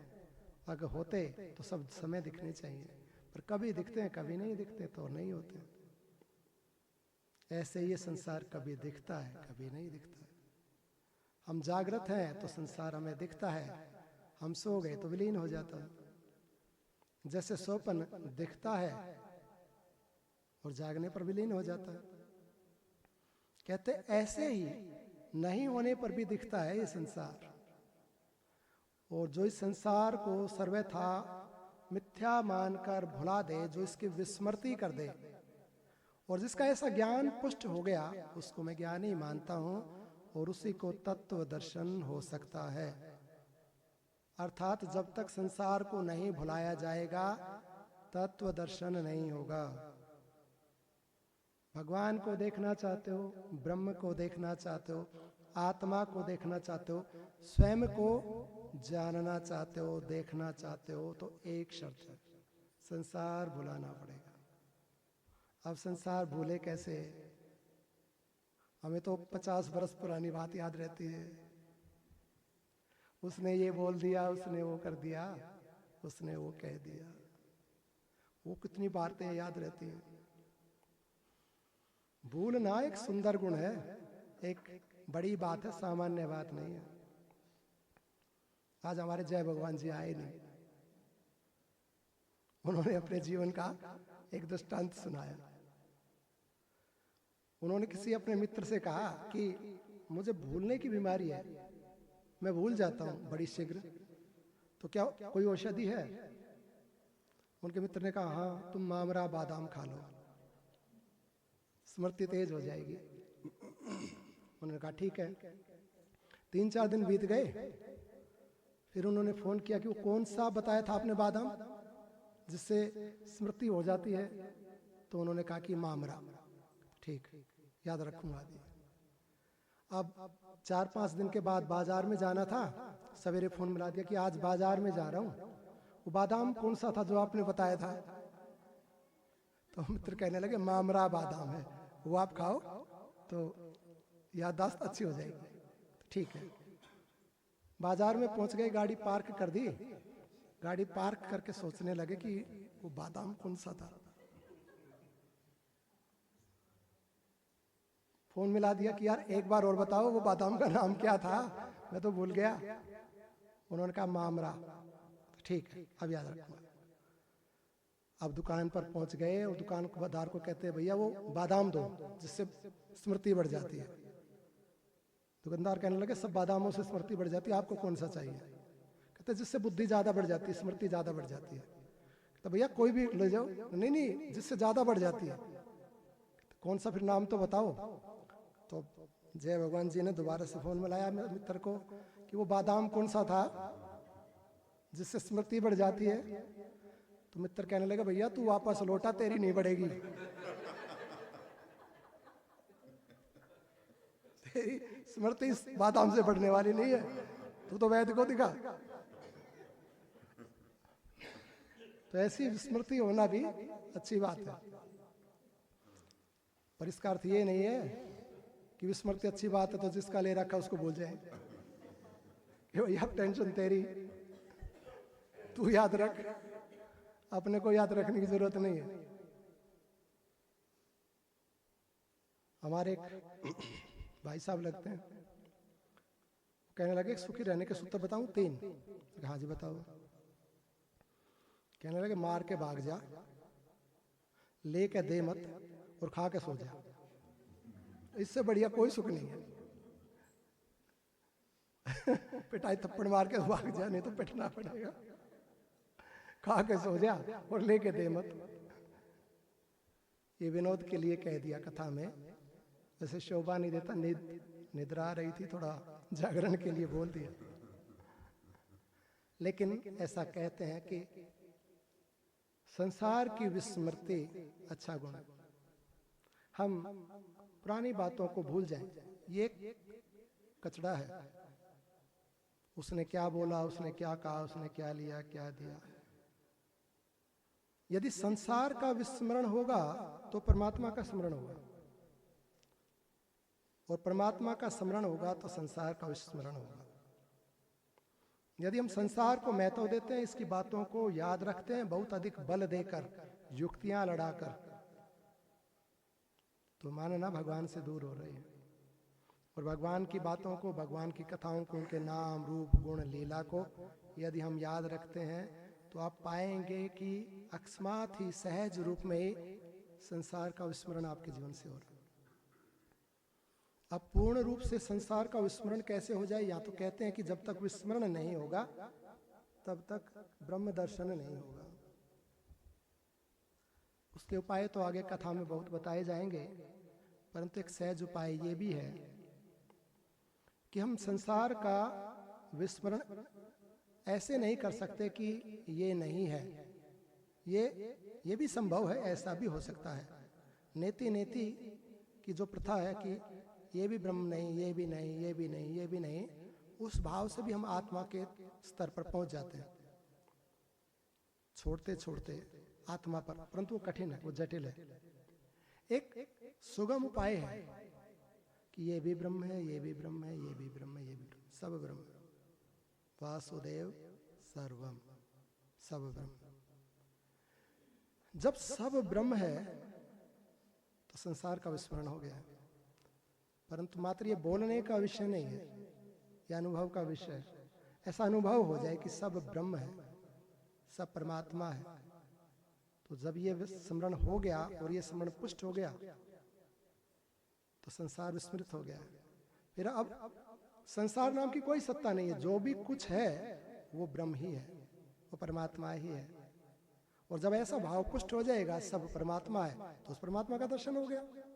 सरल है, परंतु करने में इतना आसान नहीं, सुनने में सरल है। लेकिन ऐसा संभव है। 2 तरीके हैं। एक तो नकारात्मक छोड़ने वाला, नेति नेति वाला, और दूसरा है कि सब परमात्मा है, सब ब्रह्म है, सब ब्रह्म। जब हम उस भाव में पहुंचेंगे, जब हम ऐसा ज्ञान पुष्ट हो जाएगा, तब हमारा भगवान से या स्वयं से साक्षात्कार हो जाएगा। इस दर्शन के अंदर दो चीजें हैं, दो प्रकार की वासनाएं बताई गई। एक शुद्ध वासना है, एक मलिन वासना है। जो मलिन वासना है वो भगवान से दूर कर देने वाली है, वो जन्म मरण की हेतु है। और जो शुद्ध वासना है वो भगवान से मिला देने वाली, मुक्त कर देने वाली है। संसार की जितनी भी वासनाएं हैं, जिस भी रूप में हम संसार की कामना करते हैं कि ये वस्तु मिल जाए, पदार्थ मिल जाए, सम्मान मिल जाए, लोक मिल जाए, कुछ भी, वो मलिन वासना है। और अब कुछ नहीं चाहिए, भगवान के लिए, उनकी प्राप्ति के लिए मात्र जो देह को साधन मान के धारण करता है, बस। अब जीवित रहे तो ठीक है और नहीं रहे तो ठीक है। ऐसे जो देह को अनासक्त भाव से रखने की भावना है, इसको शुद्ध वासना कहा गया। और ये मुक्ति की हेतु होती है। कोई भी सांसारिक पदार्थ की इच्छा नहीं रखना, वो भगवान को प्राप्त करा देगी। और यदि किसी भी प्रकार की सांसारिक इच्छाएं रखता है तो संसार की प्राप्ति करा देगी। जो मलिन वासना है वो अज्ञान से आवृत, अज्ञान से घनीभूत होती है। उसका स्वरूप है अज्ञान। सियावर रामचंद्र भगवान की, पवन सुत श्री हनुमान जी महाराज की।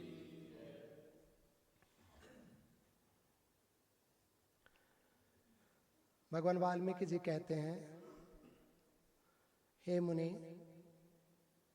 अब मैं तुम्हें राम जी के जीवन से संबंध रखने वाली कथा कहूंगा। उस कथा से तुम्हें राम जी का स्वभाव और उनका स्वरूप प्राप्त होगा। उनके स्वभाव और स्वरूप के विषय में तुम जान जाओगे। भगवान का जो स्वरूप है, अलग अलग शास्त्रों ने, अलग अलग संतों ने अलग अलग प्रकार से कहा। भगवान का स्वरूप निर्गुण निराकार, सगुण साकार और सगुण निराकार। जो रुचता है, जो आपको प्रिय लगता है, वही आप मानिए। भगवान के किसी भी रूप से विरोध नहीं करना है, किसी पद्धति से विरोध नहीं करना है।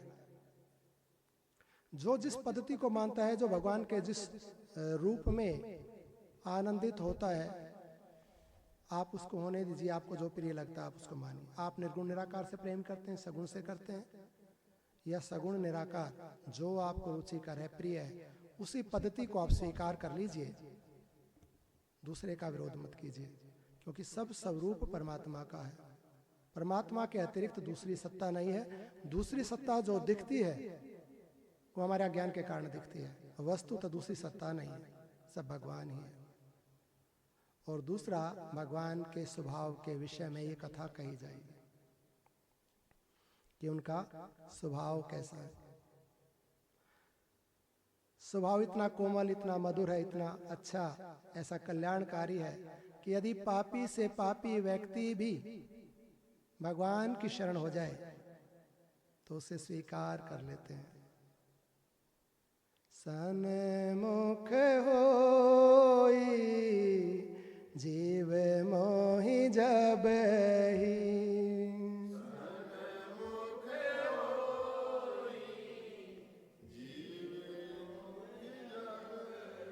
सन्मुख होई जीव मोहि जबहि,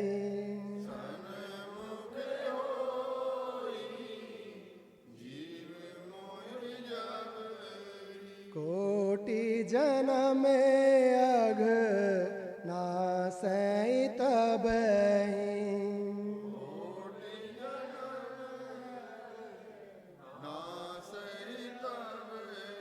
सन्मुख हो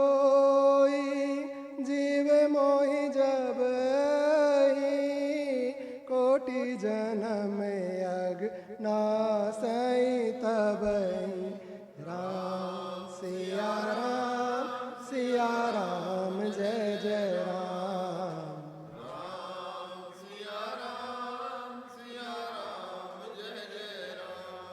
अपि चेत्सु दुराचारो भजन्ते माम् अनन्य भाग साधुरेव से मंतव्य सम्यग् व्यवस्थितो हि स। अपि चेत्सु दुराचारो भजन्ते माम अनन्य भाग, यदि पापी से पापी दुराचारी व्यक्ति अनन्य भाव से मेरा भजन करता है, साधुरेव से मंतव्य, मेरी मंत्रणा के अनुसार साधु, क्यों? सम्यक व्यवस्थितो ही से, उसका चित्त व्यवस्थित है, अब वो अनन्य भाव से मेरा हो गया। पापी से पापी व्यक्ति, अपि चेत्सु दुराचारो भजते माम अनन्य भाग, साधु रे, वो साधु है। सियावर रामचंद्र भगवान की जय। पवन सुश्री हनुमान जी महाराज की जय। जो भगवान की शरण हो गया, कितना ही दुराचारी, कितना ही पापात्मा क्यों ना हो, एक ही शर्त है। ऐसा संशय हो सकता है कि हम भी भगवान का भजन करते हैं, हम भी भगवान की शरण होते हैं, तो हम मुक्त क्यों नहीं हो गए, हम उनके क्यों नहीं हो गए, हम साधु क्यों नहीं हो गए। हम जो भगवान का भजन करते हैं अनन्य भाव से नहीं करते हैं, वो पदार्थ के लिए करते हैं, किसी कामना के लिए करते हैं, कोई शर्त रख कर करते हैं।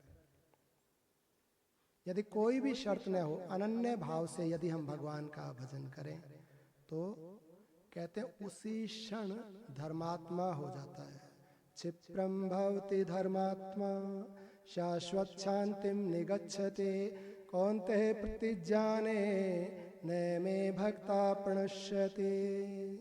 क्षिप्रम भवति धर्मात्मा, उसी क्षण आत्मा हो जाता है। और क्या प्रसाद मिलता है? शाश्वत शांति निगच्छति, उसे शाश्वत शांति की प्राप्ति हो जाती है। इसी क्षण हो सकता है, संभव है, परंतु विदाउट कंडीशंस, कोई शर्त नहीं, सिर्फ प्रेम और पूर्ण समर्पण। अब ना मैं किसी का भाई, ना बेटा, ना माँ, ना पिता, सिर्फ तुम्हारा। अब जो तुम चाहो वो हो, जो मैं चाहूं वो नहीं। अब मैं पूर्ण रूप से तुम्हारा। जब ये भाव अंतर मन से प्रकट होगा और हम भगवान की शरण हो जाएंगे, तो उसी समय धर्मात्मा होकर मुक्त हो जाएंगे। ऐसा भगवान का स्वभाव, और ये सब तो उनका रूप है। उनके रूप और उनके स्वभाव के विषय में कथा कही जाएगी। भगवान वाल्मीकि जी कहते हैं, हे भरद्वाज, जब रघुनंदन श्री राम गुरु के यहाँ से विद्या अध्ययन करके अपने महल में लौटे, तो सबको आनंद प्रदान करते हुए वो अपनी सुंदर लीलाएं करते हुए महल में निवास करने लगे। जो कोई भी रघुनाथ के संपर्क में आता था, उनकी वाणी सुनता, उनसे मिलता, वो अपना स्वरूप भुला देता, आत्मचित्त हो जाता, उसकी समाधि लग जाती। रघुनंदन राम सबका प्रिय करते हुए, सबको आनंद देते हुए इस प्रकार अपने पिता के महल में निवास कर रहे थे।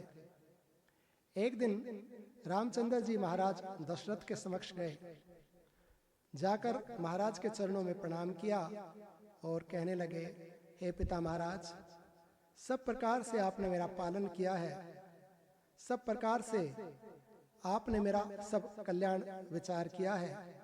मेरे हृदय के अंदर एक अभिलाषा जागृत हुई है, मैं तीर्थ करना चाहता हूं, और आपके समक्ष ये प्रथम अभिलाषा लेकर मैं उपस्थित हुआ हूं। इस संसार में ऐसा कोई भी नहीं जो आपके समक्ष आया, अपनी अभिलाषा रखी हो और आपने उसकी अभिलाषा पूर्ण न की हो। आपने सबको इच्छित वस्तुएं प्रदान की है, आप मेरी इस इच्छा को भी पूर्ण करने योग्य हैं। हे देव, मैं तीर्थ करना चाहता हूँ, आप मुझे तीर्थ के लिए अनुमति प्रदान करें। यही याचना लेकर मैं आपके समक्ष उपस्थित हुआ। वाल्मीकि जी कहते हैं कि राम ने ये प्रथम अभिलाषा पिता के सामने रखी। महाराज दशरथ ने गुरुदेव वशिष्ठ जी से मंत्रणा की और राम जी को तीर्थ के लिए जाने की अनुमति प्रदान कर दी। सियावर चंद्र भगवान की। प्रथम तो राम जी ने जो तीर्थ में जाने की इच्छा की, हम भी यदि अपने जीवन का अवलोकन करते हैं तो पाते हैं कि हमें भी घूमने की इच्छाएं होती हैं कि हम संसार को देखें, यहाँ के विषय में जाने, लोकांतर के विषय में जाने, ऐसी सबकी जिज्ञासाएं होती हैं। परंतु राम जी की कितनी सुंदर रीति है कि उन्होंने तीर्थ के बहाने संसार को देखना चाहा, प्रकृति को देखना चाहा। तो ऐसा कार्य हो कि तीर्थ भी हो जाए, पूजन भजन हो जाए और सब अवलोकन, ये दृष्टि का स्वरूप सौंदर्य भी हम देख पाए। जैसे कहते हैं एक पंथ दो काज। एक हमारे जानकार हैं, वो कहने लगे ये कोई ज्यादा बुद्धिमानी वाली बात नहीं है, एक पंथ दो काज। तो मैंने पूछा फिर बुद्धि वाली कौन सी है? तो कहने लगे एक पंथ चार काज, एक मार्ग में जाओ तो चार कार्य करके आओ, वो ज्यादा बुद्धिमानी है। बड़ा सुंदर विचार है, अच्छी बात है। एक मार्ग में दो कार्य करके आए ये भी अच्छी है, परंतु वो कहने लगे बहुत अच्छी नहीं है, एक पंथ चार काज होने चाहिए। धर्म अर्थ काम मोक्ष, ये मार्ग है जीवन का, एक पथ है ये, और इस पथ पे चारों ही कार्य हमारे होने चाहिए। तो यदि गणना करके, यदि प्लानिंग करके हम ये जीवन जिएंगे, अच्छे तरीके से जिएंगे, तो एक पंथ में चारों ही काज हो जाएंगे, सफल हो जाएगा। राम जी पिताजी को प्रार्थना करते हैं कि मुझे तीर्थ जाने की अनुमति दीजिए। भगवान ने उनको अनुमति प्रदान की। प्रभु श्री राम ने सुंदर वस्त्र अलंकार धारण किए, तिलक आदि लगाकर मांगलिक चिन्हों से अलंकृत होकर यात्रा को चलने को उद्यत हुए। ब्राह्मणों ने स्वास्थ्य वाचन किया, मंगलाचरण किया, तो दान से, नमस्कार आदि से ब्राह्मणों को संतुष्ट किया। भाइयों के साथ और दूसरे मंत्री आदि के साथ प्रभु श्री राम जी ने अयोध्या से प्रारंभ करके पूरे भारतवर्ष की, पूरे ब्रह्मांड, चारों समुद्रों की, सब पवित्र नदियों की, पवित्र पर्वतों की, पवित्र आश्रमों की यात्रा की। इन सब पवित्र सरिताओं का नाम, आश्रमों का, पर्वतों का नाम अखंड रामायण में विस्तृत से लिखा हुआ है। आप ये ग्रंथ अवश्य अपने घर में रखें, अपने पास रखें। कथा के पहले भी यदि आप अध्ययन करके आएंगे तो अधिक लाभ प्राप्त होगा। और क्योंकि कथा से, क्योंकि मंच से पूरी कथा कहना संभव नहीं है, सार रूप से कही जाएगी, अनेक अंश छूट जाएंगे, अनेक भावार्थ छूट जाएंगे। तो आप कथा सुन के जब बाद में घर में पारायण करेंगे तो बहुत सी नई चीजें, विलक्षण ज्ञान आप पाएंगे ग्रंथ के अंदर। यहाँ से सुनकर जाएं, पढ़ें, और कथा में सुनने को आए तो पढ़कर ग्रंथ को अध्ययन करके आए, तो उस संदर्भ में हो सकता है कि कुछ विशेष ज्ञान, कुछ नई अनुभूति, कुछ नई बातें आपको यहाँ से मिले। और यदि ऐसा नहीं हुआ, उतना ही हुआ, तो ज्ञान की पुष्टि तो अवश्य हो जाएगी, इसलिए लाभ होगा। तो क्रम से जैसे जैसे प्रभु श्री राम ने तीर्थ यात्रा की, वो सब आप ग्रंथ में अध्ययन कर सकते हैं। भगवान वाल्मीकि जी कहते हैं कि राम जी ने जिस क्रम से तीर्थ किया वो तुमसे कहता हूं। राम जी ने स्नान, दान, तप और ध्यान पूर्वक तीर्थ किया। चार बातें एक साथ कही, स्नान, दान, तप और ध्यान, ये चार चीजें कही। इस क्रम से राम जी ने प्रत्येक सरिता में, प्रत्येक तीर्थ क्षेत्र में, पर्वतों पर, समुद्र के तटों पर, आश्रमों पर, ये चार नियम रखे राम जी ने। पहले कहा कि मांगलिक वस्त्र धारण किए, पवित्र चिन्ह, तिलक आदि चिन्ह धारण किए, और तब यात्रा प्रारंभ की। तो जब हम तीर्थ को जाएं तो सुंदर पवित्र निर्मल वस्त्र आदि धारण करके जाएं। ऐसा नहीं कि आदि पैंट पहन के चले गए या ऐसे कपड़े वस्त्र पहन के गए कि तीर्थ में वो शोभनीय न हो, पवित्र हो। जब स्नान करें तो स्नान के लिए पहले हम जिस धर्मशाला में रुके हैं या होटल में आप रुके हैं तो चाहिए कि पहले स्नान कर लें और फिर ही सरिता में स्नान करें। यदि ऐसा संभव नहीं है, समय का अभाव है या साधन नहीं है, तो सीधे ही स्नान नहीं करें। थोड़ा सा पहले तो चरण छूकर उस जल के किनारे जाके, जैसे आप गंगा जी में स्नान करते हैं तो पहले चरण मानकर चरण छू लीजिए, प्रणाम कर लीजिए, थोड़ा सा जल लेकर अपने आप को बाहर भीतर से पवित्र कर लीजिए, स्नान कर लीजिए और फिर क्षमा मांग कर कि हे माँ, हे गंगे, हे भगवती, मैं आप में चरण रख रहा हूँ, मुझे क्षमा करना, आप माँ हैं और बच्चा माँ की गोद में आ सकता है, इस भाव से मैं आप में प्रवेश कर रहा हूँ, आप मुझे अपना बालक समझकर स्वीकार कीजिए। तो उनकी गोद में चरण रखिए। सीधे कपड़े उतारे घुस जाए या छलांग लगा दिया, ऐसा अपराध है, ऐसा नहीं करना कभी भी तीर्थ में। संभव हो तो पहले स्नान करके पवित्र वस्त्र पहन के तब दोबारा स्नान करना। वहां शरीर का मल छुड़ाने के लिए हम नहीं जाते हैं, मन का मल छुड़ाने के लिए, मन को निर्मल करने के लिए हम तीर्थ करते हैं। यात्रा में जाएं तो शुद्ध पवित्र वस्त्र पहने, भगवान का संकीर्तन करते हुए जाएं। मैंने अनेक बार सतीश जी के साथ यात्रा की है। जैसे ही जहां से मुझे सतीश जी का संग प्राप्त हुआ, चाहे मैं 23 सेक्टर से बैठा, बिजवासन से बैठा या 47 से बैठा, कि अविलंब संकीर्तन प्रारंभ करते हैं सतीश जी। वृंदावन हम पहुंच जाते हैं, हम गिरिराज जी पहुंच जाते हैं। 5-6 घंटे हमें गिरिराज जी की परिक्रमा करने में लगते हैं। कोई कोई तो है जो जल्दी 2-3 घंटे में भी कर सकते हैं, हम जैसे को 6 घंटे लगते हैं, लगभग ज्यादा भी लग जाते हैं। परंतु मैंने कितनी बार ये पाया है, देखा है, मैं सामने कह रहा हूं, बैठे हुए हैं, अखंड रूप से पूरी गिरिराज जी की 8 घंटे यदि हमने परिक्रमा लगाई तो 8 घंटे निरंतर सतीश जी भजन करते हैं। यहां से जाएंगे पूरे मार्ग में, पूरे परिक्रमा मार्ग में, हम वापसी में आते हैं, इतने थक जाते हैं कि नींद आने लगती है। यदि हम जगे हैं तो कीर्तन करते हैं, नहीं तो सो जाते हैं। आप सो जाइए, यदि थके कोई चिंता नहीं है। परंतु यदि आप तीर्थ कर रहे हैं तो भगवान की ही बात कीजिए या फिर आप सो जाइए, संसार की बात नहीं। भगवान का नाम हो, उनका कीर्तन हो, उनका भजन हो, उनकी परिक्रमा, उनका दर्शन, स्नान हो। इस रीति से वस्त्र का आप ध्यान रखें। जैसे आप किसी श्रेष्ठ स्थान में किसी बड़े राजा से, बड़े व्यक्ति से मिलने जाते हैं तो सुंदर वस्त्र पहन के जाते हैं, तो ऐसे सुंदर वस्त्र पहनकर भगवान के मंदिर में जाइए। उनसे बड़ा कोई नहीं है संसार के अंदर। पवित्र होकर स्नान आदि करके आप जाते हैं राजा आदि के पास, बड़े सेठ के पास, तो ऐसे पवित्र वस्त्र पहन के स्नान करके आप सरिता में स्नान करने को जाइए। नहीं है, अभाव है समय, तो वहीं पर आप शुद्धि कर लीजिए और फिर आप स्नान कीजिए। पहले कहा स्नान, फिर कहा दान। स्नान के बाद दान का महत्व है। आपसे जो बने दान कीजिए। दान रुपए का होता है, सहयोग का होता है, हम किसी के लिए अच्छी कामना कर सकते हैं, ये भी दान है। और फिर कहा तप, जितना भी बने आप तीर्थ में रहकर तप कीजिए। तप क्या है कि आप नियम से रहिए तीर्थ में। जब आप तीर्थ में हैं तो ब्रह्मचर्य का पालन कीजिए, पवित्र वस्त्र आदि धारण करके रखिए। कोई टीवी, कोई समाचार, न्यूज़पेपर ये मत पढ़िए। उस समय आप भगवान का ही भजन कीजिए। जितना बन सके मंदिरों का, तीर्थों का, सरिताओं का दर्शन कीजिए। कष्ट आने दीजिए शरीर पर, ये तप है। इस तप को आप सहन कीजिए। और फिर कहा ध्यान।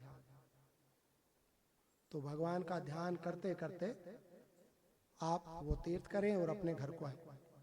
ये 4 बातें एक साथ में ऋषि ने कही, स्नान, दान, तप और ध्यान।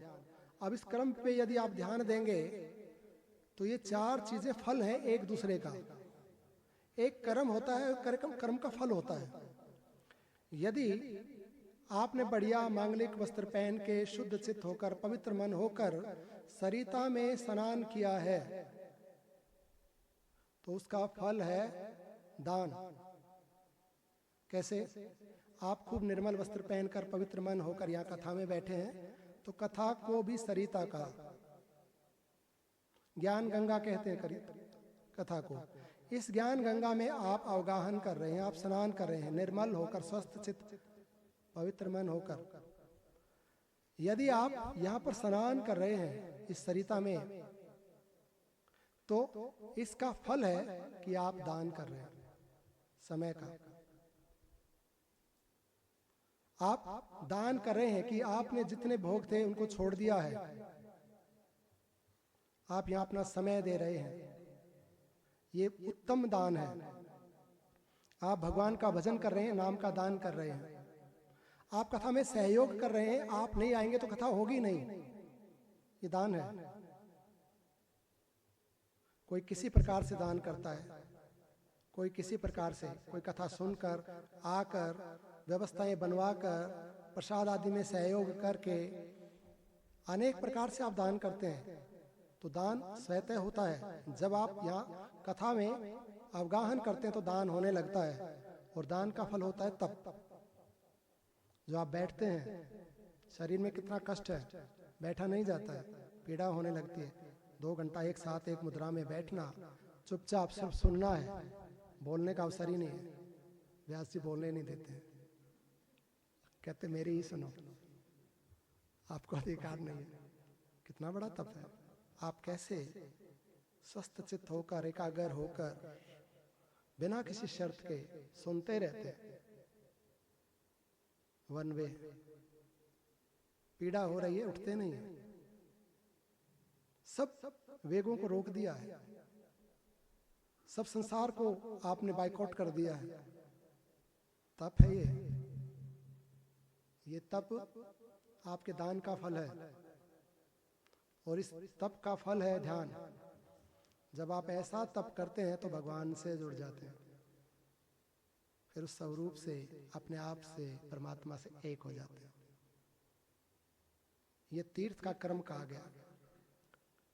अब इस कर्म को अपने जीवन में, जीवन रूपी तीर्थ के ऊपर अप्लाई कीजिए। हमारा जीवन भी एक तीर्थ है, एक यात्रा है। राम जी ने एक यात्रा की है, ऐसे ही पूरा हमारा जीवन एक यात्रा है। हम यात्री हैं यहाँ पर सब। अब ये हमारे ऊपर निर्भर करता है। राम जी ने आज्ञा मांगी पिता महाराज से तीर्थ के लिए, हमारे ऊपर निर्भर करता है कि हम अपने जीवन को तीर्थ रूपी यात्रा में अपने समय को वहन करें या फालतू की चीजों को देखने के लिए। ये हमारे ऊपर निर्भर करता है। हम इस जीवन को परमात्मिक मार्ग का ध्येय रखकर, लक्ष्य रखकर इस यात्रा में आगे बढ़े, या सांसारिक पदार्थों को पाने का लक्ष्य रखकर संसार में आगे बढ़े, ये हमारे ऊपर निर्भर करता है। तो साधक क्या करेगा? उसका लक्ष्य परमात्मा की प्राप्ति है, और उसका ये जीवन तीर्थ की यात्रा है। इस जीवन रूपी यात्रा में आप स्नान कीजिए। जहां भी आपको सत्संग मिलता है उस सरिता में डूबिए। किसी संत से मिले, ग्रंथ से मिले, किसी व्यक्ति से मिले, किसी घटना से मिले, उस ज्ञान में अवगाहन कीजिए, स्नान कीजिए इस जीवन में चलते चलते। और जैसा बने दान कीजिए, अपने वचन से, अपने कर्म से, धन से, पदार्थों से, और जितना हो सके तब कीजिए जैसा भी आप करते हैं। तो जीवन के अंत में इन 3 का फल मिलेगा।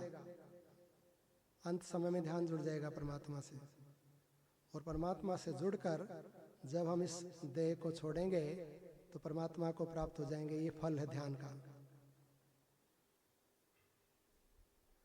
समाधि में जब हम जाते हैं और जब ध्यान जुड़ता है, ध्यान के बाद समाधि, तो समाधि परमात्मा है। तो ध्यान का फल समाधि है, ध्यान का फल परमात्मा। इस क्रम से राम जी ने तीर्थ यात्रा की, इस क्रम से हम जीवन जिए और उनकी प्राप्ति करें जिसको प्राप्त करने के लिए हम यहाँ आए। मुनि वाल्मीकि जी कहते हैं, भरद्वाज, ऐसे तीर्थ यात्रा पूर्ण करके श्री रामचंद्र जी ऐसे अयोध्या में लौट आए जैसे भगवान शिव देवताओं से सम्मानित होकर पूरे ब्रह्मांड का भ्रमण करके शिवलोक में लौटाते हैं। ऐसे ही राम जी सब तीर्थों का सेवन करके अयोध्या में वापस लौट आए। हम भी इस जीवन की यात्रा करके अयोध्या में लौट आए। राम जी ने प्रारंभ कहां से किया? अयोध्या से। वापस कहां आए? अयोध्या में। यात्रा प्रारंभ कहां से होती है? स्वयं से। और पूर्ण कहां होती है? स्वयं पर होती है।